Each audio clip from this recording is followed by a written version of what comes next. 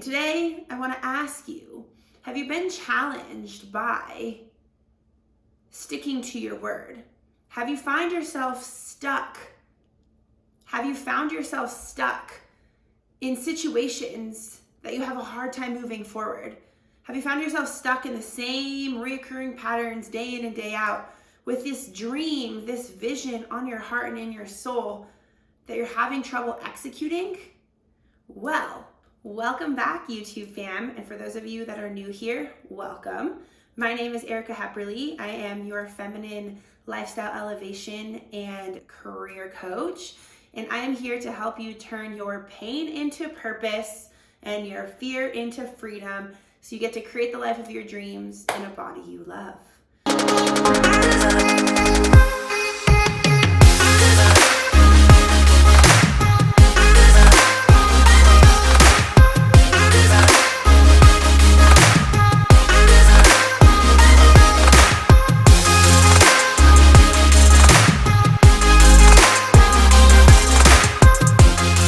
It's not just about the implementation and the execution, having your vision, having a goal, and executing it. It's really about, do you trust yourself in order to create this life of your dreams and sustain it? I know for me, every time I come up against a new glass wall or a new upper limit, as Gay Hendricks likes to say it within the book, The Big Leap, I get this same stickiness. I'm in this same pattern that I stay crippled for about a week, 2 weeks to a month.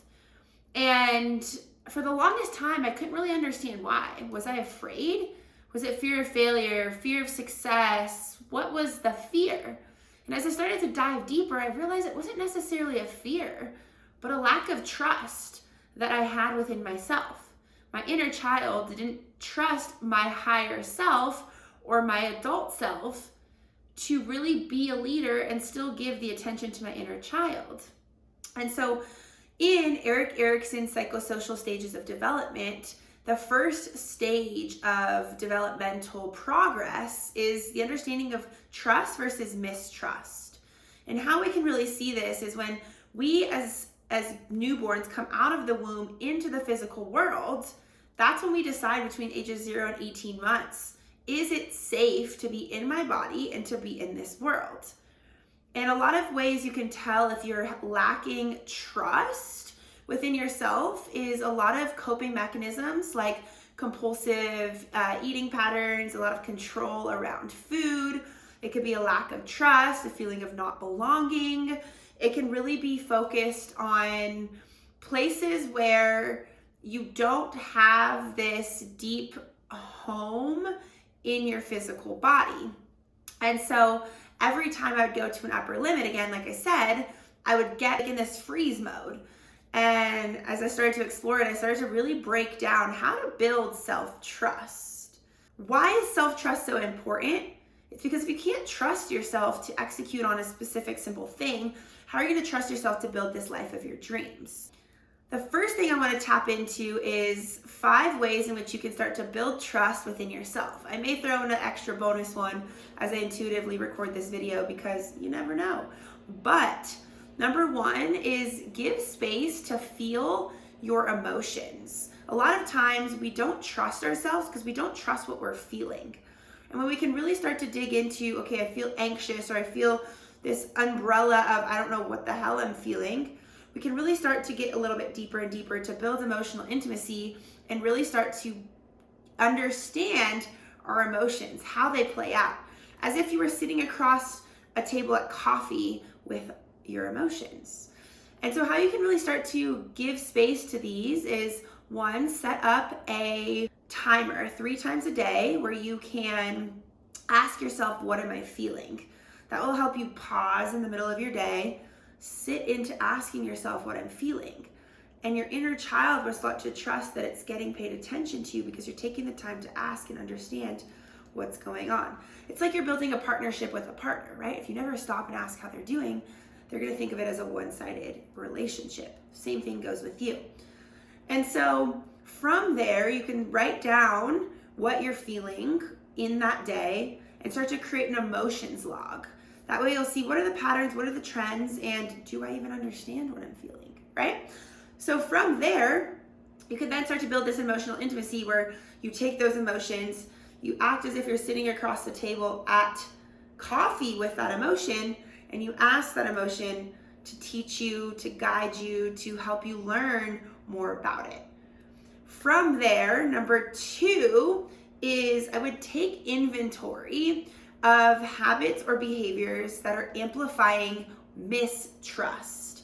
And how you can really start to understand what behaviors are amplifying mistrust is, when do I fall back on my word, right? When do I say I'm gonna do something and not follow through? When do I say I'm gonna do something and not show up, right? So you can really start to understand what are some behaviors that amplify mistrust. And you'll take an inventory. And how you can do this is, we call it a dyad. Set a timer for 5 minutes and ask yourself, what behaviors amplify mistrust? What behaviors cause me to not trust myself? And you ask yourself that over and over and over and over again for 5 minutes. And you'll start to see, what are those behaviors, those habits that really have you in this place of mistrust? When we come into the world, out of the womb into the world, that's when we get to understand, is there a place of mistrust? Are my basic needs being met? Am I being emotionally taken care of, right? As children, we want to be touched, we want to be fed, we want to know it's safe. I came out of the womb and I broke my collarbone. And I realized that the world was not a safe place to live in, right? Because I was in my mom's belly. It was really peaceful in there. I'd come out, break my collarbone, get taken away from my mom. So you can see how that would really build on that mistrust. Number 3, I keep talking about your inner child, right? So we really start to build this relationship with our inner child, as if you're building a relationship of trust with a young one. And how you can do this is, you can really, do it through hypnotherapy, which if you're wanting more support there, you can go ahead and just click in the description box below. Go ahead and schedule a free call with me, and we'll start to understand how can we connect with our inner child. Another way you can do that is to go ahead and write a letter to your inner child from your adult self, and from your inner child to your adult self. I'm not going to give you any direction when it comes to that, because that is going to be something that's going to come innately, and you can see kind of what's the dialogue there. Maybe your inner child responds, maybe it doesn't, right? And then you're going to go into number 4, which is developing a dialogue with your inner critic. Your inner critic is the one that really it creates that sense of mistrust. It's talking down to you, it's saying you're not worthy, it's saying you're not capable, it's saying you'll never amount to anything. So when you can really start to develop a dialogue, hey, inner critic, why did you come here and tell me I'm not worthy? When did this happen? What are you here to teach me?